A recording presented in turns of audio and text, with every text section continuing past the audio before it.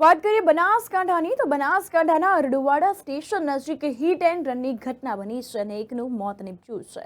આ અંતર્ગત વાત કરવામાં આવે તો 33 વર્ષીય યુવક અરવિંદજી ગલબાજી નામના યુવકને અજાણ્યો વાહન ચાલક ટક્કર મારીને ફરાર થયો છે।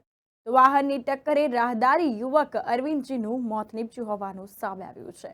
અકસ્માતોના બનાવો સતત વધી રહ્યા છે। ગ્રામ્ય વિસ્તારોમાં તેમજ શહેરી વિસ્તારોમાં તેમજ હાઈવે પર અકસ્માતોના બનાવોમાં સતત વધારો જોવા મળ્યો છે અને અકસ્માતનું મુખ્ય કારણ ઓવરસ્પીડ જ સામે આવતું હોય છે। ત્યારે બનાસકાંઠાની વાત કરીએ તો બનાસકાંઠામાં અરડુવાડા સ્ટેશન નજીક હિટ એન્ડ રનની ઘટના બની। એકનું મોત નીપજ્યું છે। 33 વર્ષીય યુવક અરવિંદજી ગલબાજી નામના યુવકને અજાણ્યો વાહન ચાલક ટક્કર મારીને ફરાર થયો હતો।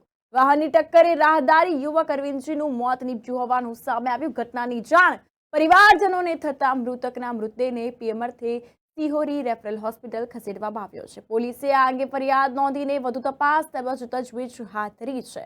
તો વાહનની ટક્કરે અરડુવાડા ગામના આશાસ્પદ યુવકનું મોત થતા ગામમાં ગમગીનીનો માહોલ છવાયો છે। આ અંતર્ગત પરિવારમાં પણ શોકનું મોજું ફરી વળ્યું છે।